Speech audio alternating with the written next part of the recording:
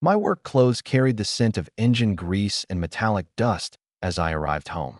After spending half a day at the automotive shop, exhausted and eager to view my pride and joy, a 1967 Camaro SS that had taken me a year and a half to restore from a deteriorated wreck into something spectacular, I activated the garage opener. As the door lifted with a mechanical groan, it revealed chrome surfaces that gleamed brilliantly and paintwork with incredible depth. That moment marked the beginning of my nightmare. The thief shouted for emergency services, accusing someone of vehicle theft. Brenda, my neighbor who served as HOA president, rushed across her lawn with aggressive intensity, already on her cell phone. She reported a black man in the act of stealing her vehicle, demanding maximum police response. Emergency vehicle sirens could already be heard approaching. She had contacted authorities before even speaking with me. There I stood on my property, gripping my keys, viewing my vehicle, facing potential arrest for stealing my own car. How would you respond if a neighbor used law enforcement as a weapon against you on your own property? Share your location with a flag emoji. I'm Marcus, representing the third generation in my family's mechanical trade. My grandfather trained my father, who trained me, and our family has maintained vehicles in this community for 6 decades. Following my marriage dissolution last spring, my former spouse suddenly decided that oil-stained hands lacked appeal. I invested my remaining resources in purchasing a humble residence in Willowbrook Estates. This middle-income HOA neighborhood featured immaculate lawns, uniform mailboxes, and supposedly respectful neighbors, according to my real estate representative. The Camaro wasn't purchased during some crisis of middle age.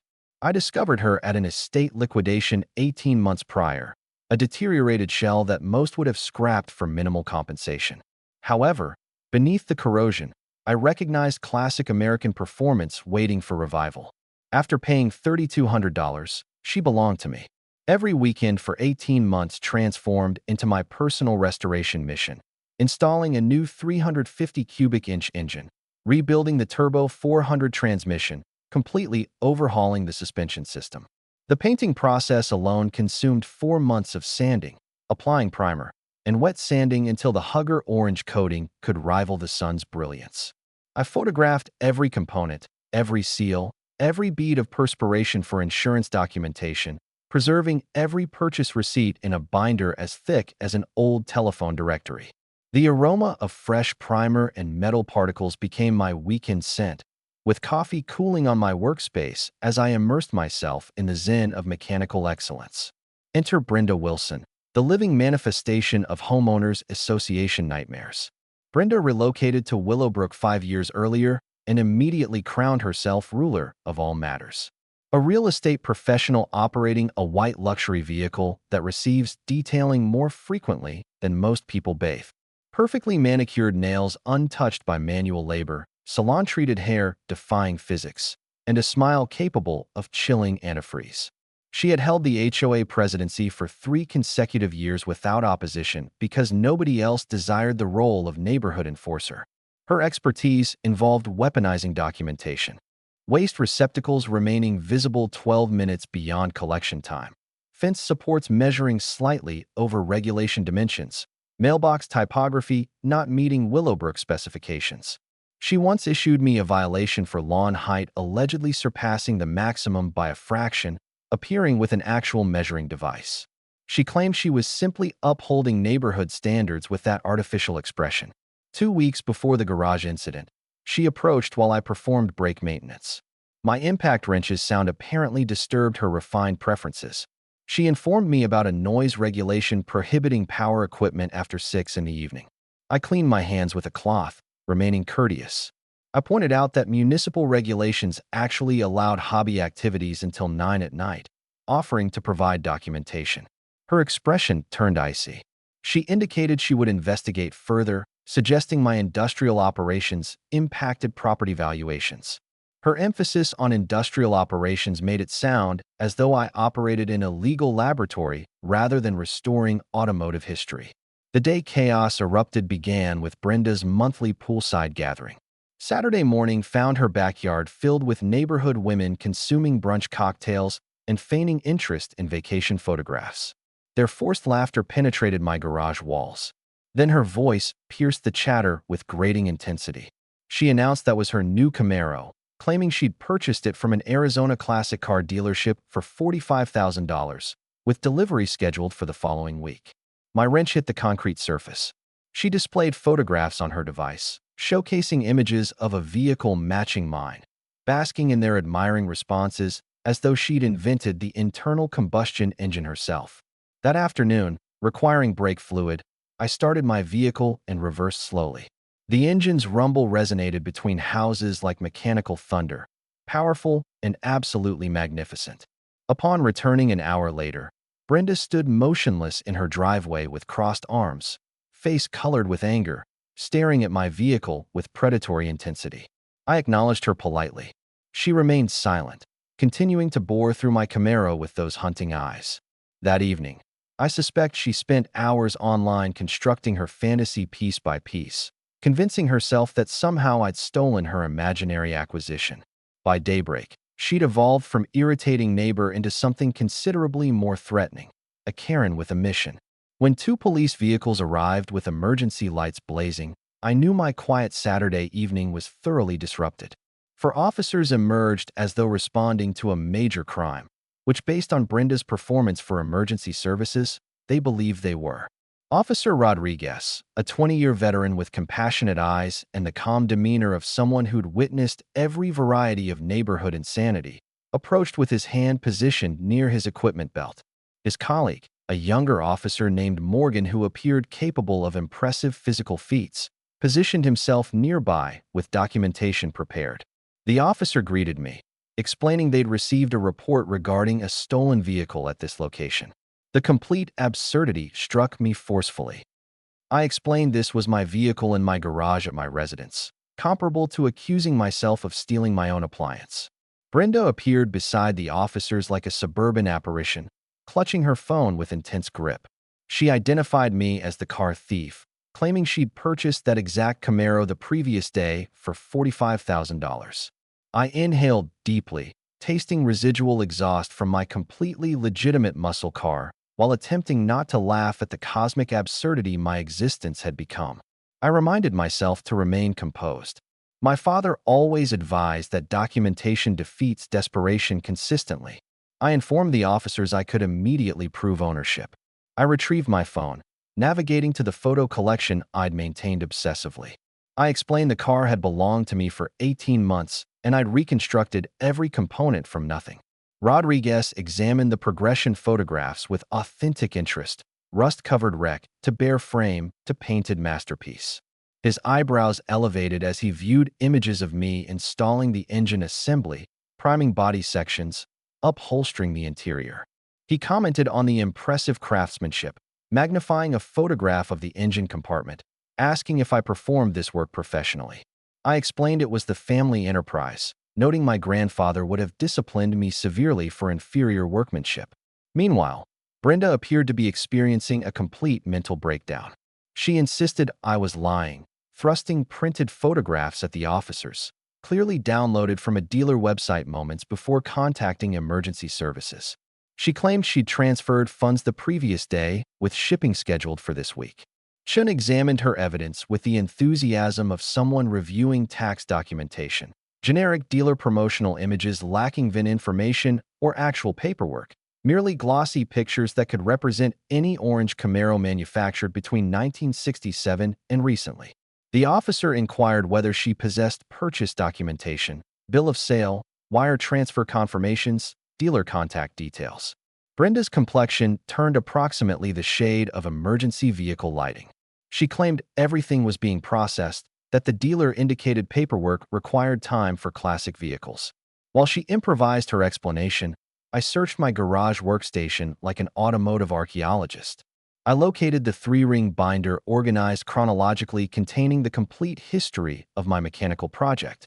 I presented my DMV registration to Rodriguez, the ultimate proof of vehicle ownership, 18 months old, bearing my name, this address, and matching VIN. His flashlight beam illuminated the official state documentation. Everything aligned flawlessly, numbers, dates, signatures, the complete package. I showed my insurance policy as well, flipping to the subsequent plastic sleeve. Progressive required restoration progress photographs for agreed value coverage. Chun was recording notes, occasionally observing Brenda's increasingly creative explanations. The woman was deteriorating faster than discount merchandise, and I began feeling almost sympathetic toward her. Almost. She accused the officers that I'd obviously falsified everything, probably operating some elaborate identity theft scheme. That allegation was my signal to deploy the ultimate weapon. From the very rear of my binder, I removed a piece of yellow legal paper with edges softened from handling and memory, written in the unsteady cursive of a 93-year-old widow. It documented a 1967 Chevrolet Camaro in as-is condition with extensive rust damage throughout for $3,200 cash, with the buyer assuming all responsibility. Below that was a signature belonging in an archive, Eleanor Hutchinson estate sale, followed by contact information and a date from 18 months earlier. Rodriguez examined the handwritten bill of sale as though he'd discovered buried treasure. He noted this was the original purchase document, that Eleanor had been selling her late husband's project vehicles, that she was the kindest lady imaginable, and she'd made me promise to show her the completed car. The silence that followed was so absolute I could hear a neighbor's irrigation system 3 properties away. Chin closed his notebook with the finality of a judge's decision. He informed Brenda this gentleman possessed clear ownership documentation chain spanning over a year, while her evidence appeared to be internet printouts. Rodriguez's tone shifted to that special register police reserved for people experiencing public crises. He informed her that filing false police reports constituted a misdemeanor offense in this state, noting his father had been a prosecutor for 3 decades and he'd witnessed people receive actual imprisonment for knowingly providing false information to law enforcement. Color drained from Brenda's face as though someone had released a valve. She stammered there must be some terrible misunderstanding, blaming the stress of car shopping and how confusing these matters can be. However, her eyes communicated a different narrative. As the officers prepared to depart, I noticed her observing me through her living room window with the cold calculation of a chess master strategizing her next action. This wasn't concluded. This was merely the first round. Monday morning awakened me with the subtlety of a diesel engine misfiring. I'm approaching my mailbox in yesterday's work attire, coffee mug steaming in the cool air when I discover the official HOA violation notice inserted like a venomous serpent. The citation claimed my work van, a perfectly ordinary Ford Transit with Rodriguez family auto painted on the exterior, violated community standards with a $200 penalty and a 48-hour compliance deadline. At the bottom, Brenda's signature flourished as though she'd just authorized my execution. Through my kitchen window, I observed her power walking past my driveway, casting glances at my van as though it was stationed on her grandmother's burial site. Her morning exercise route had mysteriously expanded to include 17 passes by my residence. I counted them. Here's what most property owners don't understand about HOA regulations. They're actual legal agreements, not suggestions composed by suburban autocrats experiencing midlife crises. My divorce attorney taught me that everything possesses a documentation trail, and documentation trails don't deceive. I spent my lunch break at the county courthouse excavating public records like an automotive archaeologist. What I uncovered was superior to discovering a winning lottery ticket in my back pocket. My van, purchased in 2017, 3 years before Willowbrook enacted their commercial vehicle restrictions in 2020. Any vehicles owned before rule modifications are automatically protected by law from retroactive enforcement. Brenda could complain until her vocal cords failed, but she possessed zero legal authority. I composed a response that would have made my father proud, attached copies of my purchase documentation, and personally delivered it to the HOA management office. The receptionist's eyes expanded as she read my rebuttal, probably calculating how much difficulty her board member had just purchased herself. She whispered it was unfortunate, predicting Mrs. Wilson wouldn't appreciate this development. She was correct about that. By Wednesday, my mailbox had become Brenda's personal complaint distribution system. 3 additional violation notices materialized like negative magic. Alleged oil contamination on my driveway, despite my monthly power washing with monastic dedication. Excessive automotive fragrances from my garage apparently offending her refined suburban sensibilities, and noise violations during perfectly legal hours. The woman was carpet bombing me with documentation, hoping something would adhere sufficiently to cause damage. That's when I made the wisest investment of this entire conflict. I transformed into surveillance on my own property, 4 high-definition security cameras strategically positioned, all recording to cloud storage with night vision capable of spotting a mosquito landing on my mailbox. The footage revealed Brenda's new pastime, property line surveillance. Every morning, she'd patrol our shared boundary with her iPhone, capturing photographs, measuring distances with a collapsible measuring stick that probably cost more than my monthly food budget. The woman had transformed neighbor monitoring into an Olympic competition. Thursday evening brought the nuclear option, an emergency board meeting to address my ongoing violations. The notice appeared in my mailbox at 4 in the afternoon for a 7 o'clock meeting, barely legal notification designed to prevent anyone from mounting an actual defense. I arrived at the community center expecting a kangaroo court and discovered something worse. 3 middle-aged women seated around a conference table as though planning a church fundraiser. Brenda, her nervous Lieutenant Clara who apologized for breathing too loudly, and Janet, whose primary qualification appeared to be nodding enthusiastically at everything Brenda said. I inquired where the remaining board members were, claiming a chair across from this improvised tribunal. Brenda's smile could have preserved meat for winter storage. She indicated this was quite sufficient for tonight's business, announcing they were implementing an emergency prohibition on all automotive repair activities, effective immediately, with past violations carrying a $500 penalty. I retrieved my phone and opened the HOA bylaws I'd memorized that afternoon. Knowledge represents power, but applied knowledge represents a tactical nuclear weapon. I noted it was a fascinating theory, but Section 4.3 required 7 days advance notice for voting matters.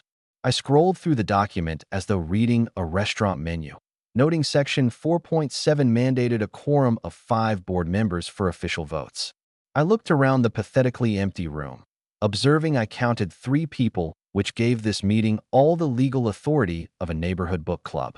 Clara's face turned the color of overcooked shrimp. She suggested this was just preliminary discussion. I referenced Section 2.9, stating that invalid meetings created personal liability for individual board members. I completed my research. Thanks to 3 hours of legal investigation and a pot of very strong coffee, Brenda's composure shattered like safety glass.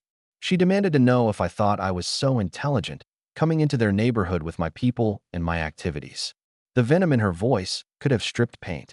However, my father taught me something valuable about dealing with bullies. Remain calm, adhere to facts, let unstable people hang themselves with their own rope. I replied that I thought I was a homeowner who reads contracts before signing them, noting it was a novel concept.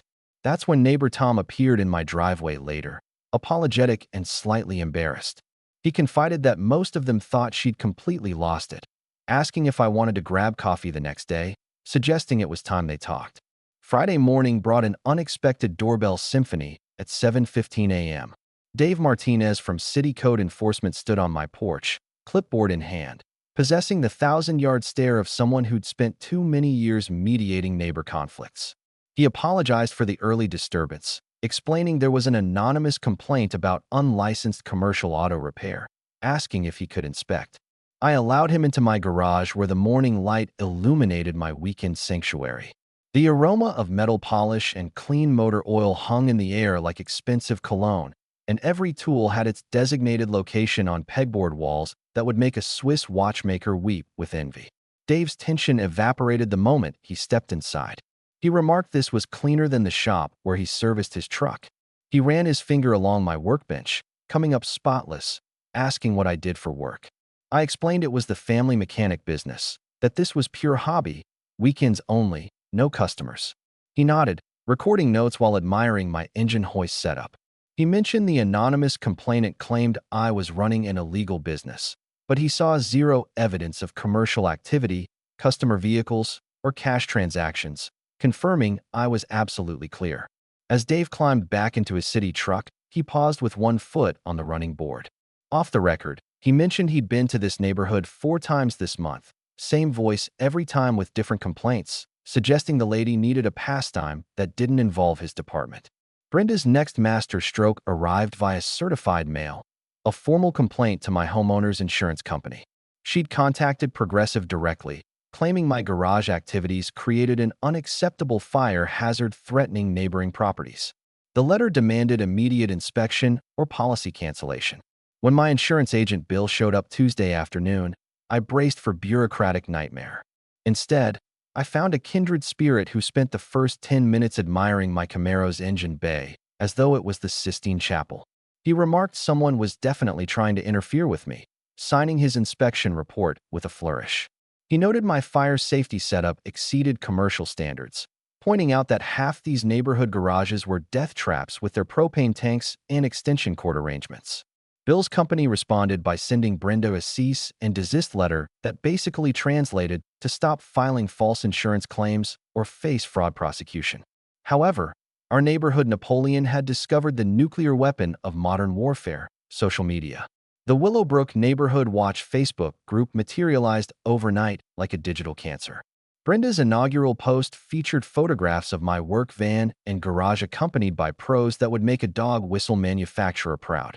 She wrote she was just concerned about maintaining their beautiful community standards, asking if some recent activities might be more appropriate in industrial zones. Tom showed me the screenshots over coffee, his face redder than a fire engine, noting 23 people joined in the first hour, remarking it was like watching a dumpster fire, but you can't look away. The comment section became a gladiatorial arena. Several neighbors jumped to my defense, sharing their own Brenda horror stories. Others lurked silently, probably calculating the social cost of opposing the HOA's reigning dictator. Brenda's digital dictatorship imploded when she started deleting disagreeable comments.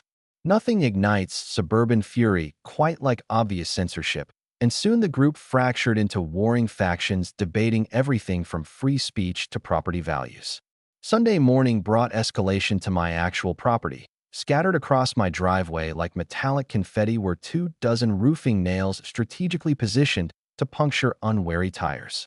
My security cameras captured the 2 a.m. perpetrator, a figure in a dark hoodie moving with the nervous energy of someone committing their first felony.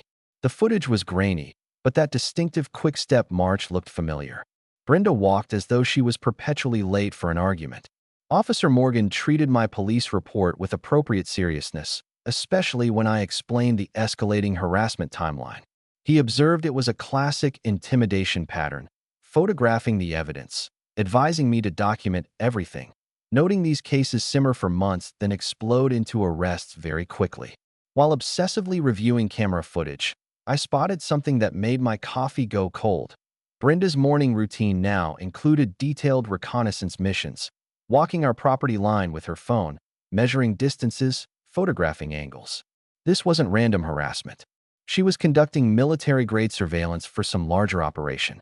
Wednesday's mail delivered the nuclear option, an anonymous letter on generic printer paper stating my kind doesn't belong here, suggesting I leave voluntarily or face escalating consequences. No signature, no return address, but the paper stock matched Brenda's HOA notices perfectly.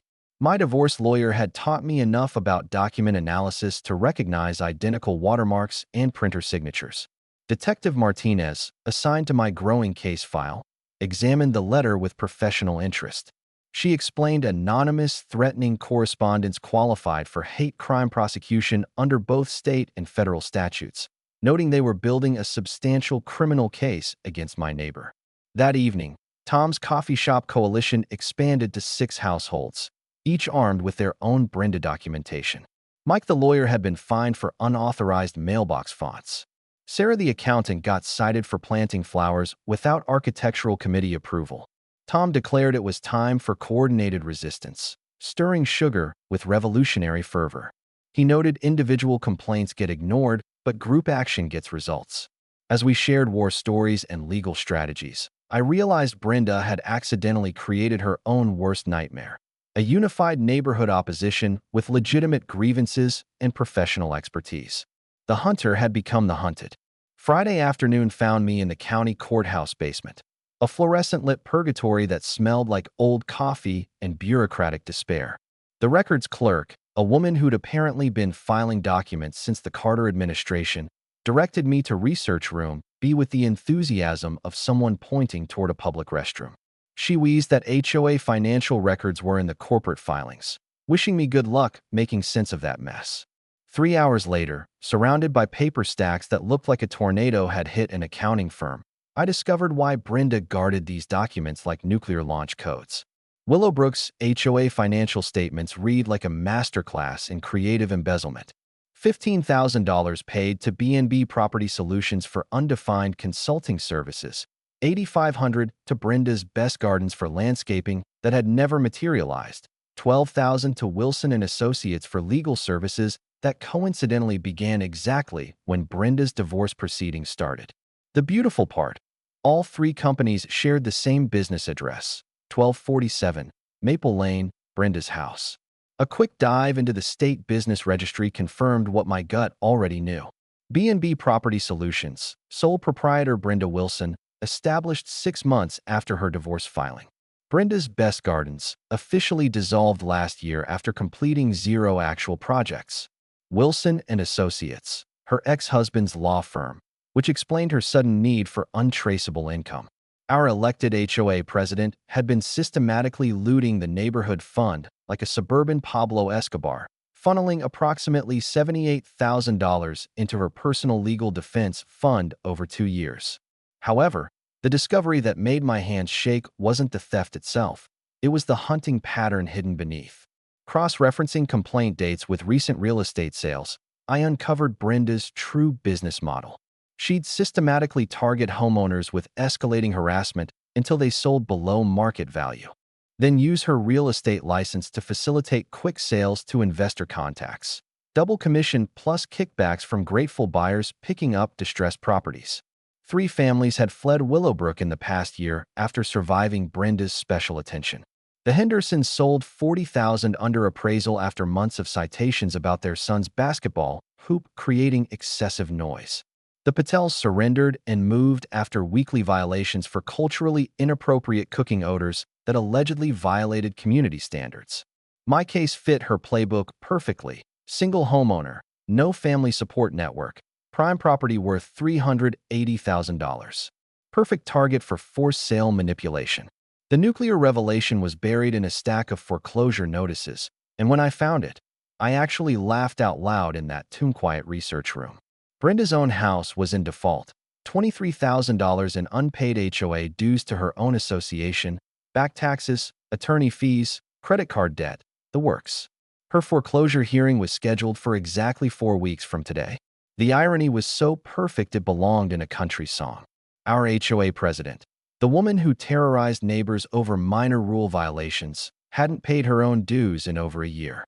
Everything clicked into focus like adjusting a camera lens. The escalating desperation, the increasingly unhinged harassment, the willingness to file false police reports. Brenda wasn't just a power-hungry Karen. She was a cornered animal facing financial obliteration, and I represented her last chance at a major commission before the bank seized everything. The Camaro incident had given her the perfect excuse to accelerate her timeline. I photocopied everything, my hands trembling slightly as the machine hummed through page after page of evidence. $17 for the privilege of documenting my neighbor's criminal enterprise, the best money I'd ever spent. Walking back to my truck in the courthouse parking lot, I called Tom with news that would reshape our entire strategy. I asked if he was sitting down because what I just found changed everything. The war was about to shift from survival to offense, and Brenda had no idea the trap was closing around her. Saturday morning transformed Tom's garage into mission control for Operation Takedown Karen. The air smelled like coffee, motor oil, and the sweet scent of impending justice. As our motley crew of suburban rebels gathered around a folding table that had seen better decades, Tom had assembled what I could only describe as the Avengers of neighborhood warfare. Sarah Morgan, a forensic accountant who could spot embezzlement like a bloodhound tracking bacon. Mike Patterson, a semi-retired corporate lawyer whose idea of fun was destroying people in depositions. Linda Martinez, a high school teacher with organizational skills that would make NASA jealous. And Carlos Mendez, a contractor who knew every building code loophole in the Tri-County area. Sarah muttered an expletive, spreading Brenda's financial records across the table like a CSI investigator examining murder evidence, noting this woman's embezzlement technique had all the subtlety of a brick through a window.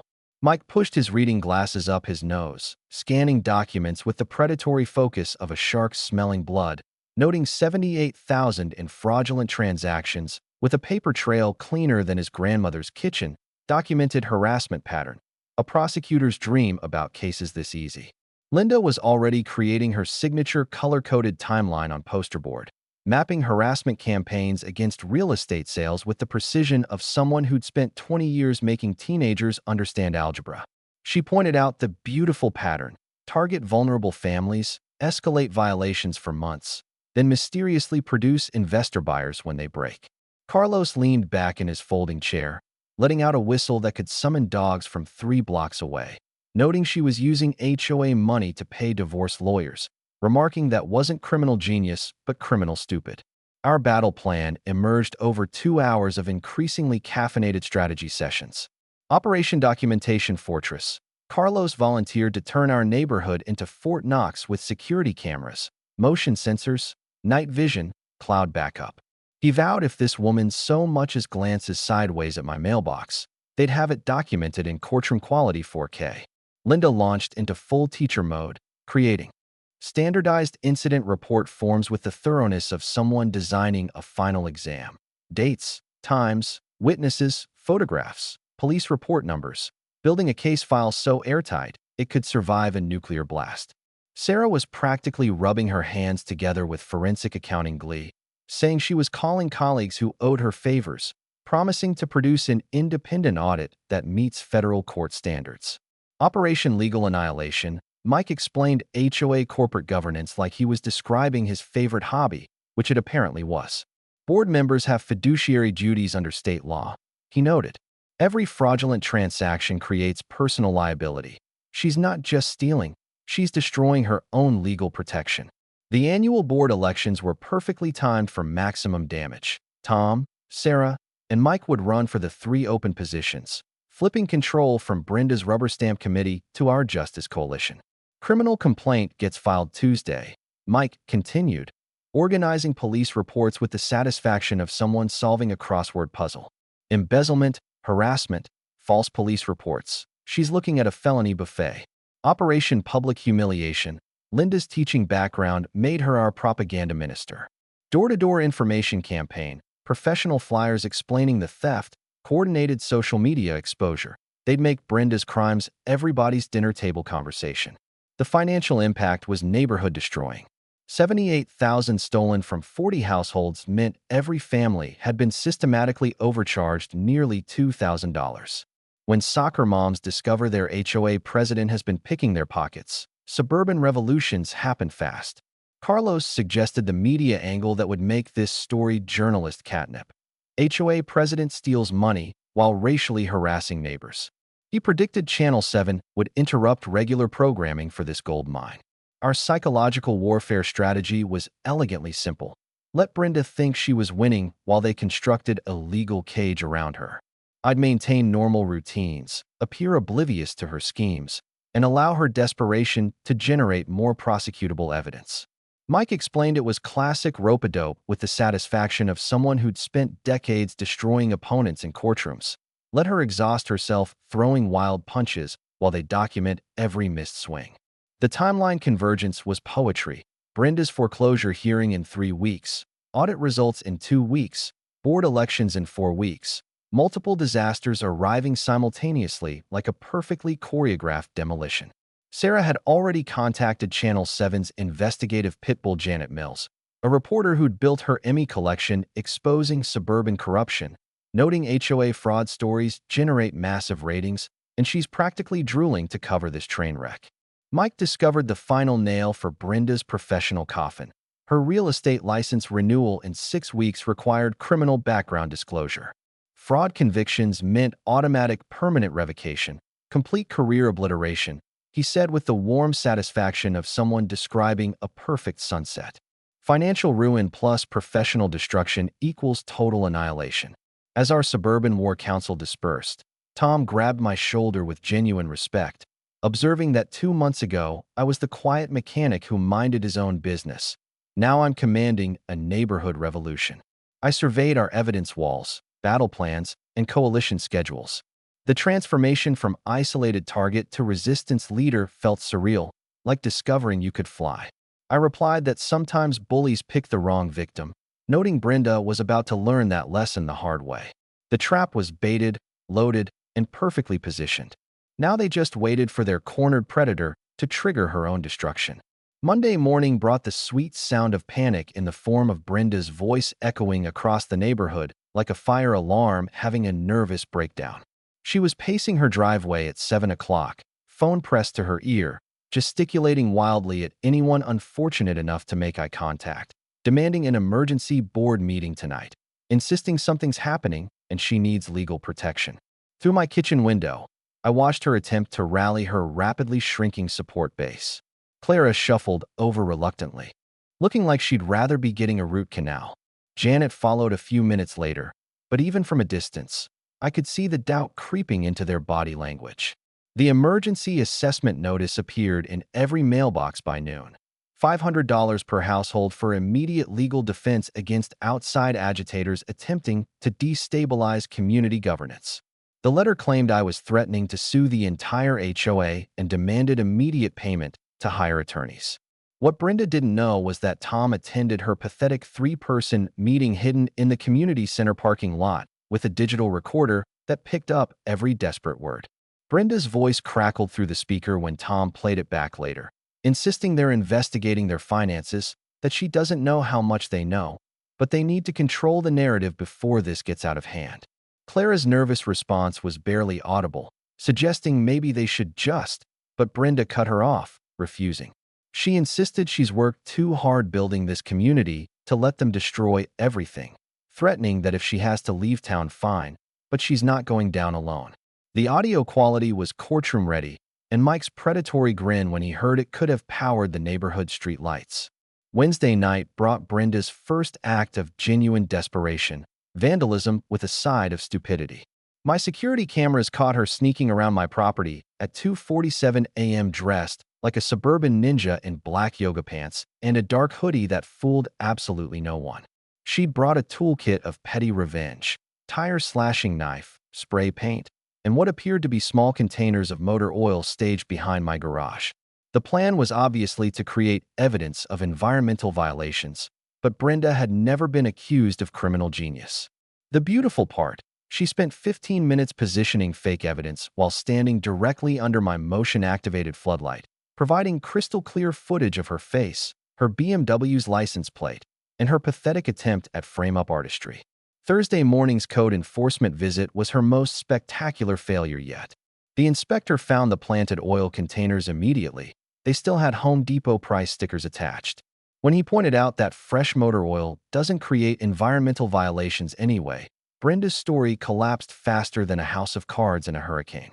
The inspector explained with barely concealed irritation that filing false environmental reports is a federal offense, noting he was documenting this incident and forwarding it to their fraud investigation unit. Brenda's social media meltdown began that afternoon and continued through the weekend like a digital dumpster fire that nobody could look away from.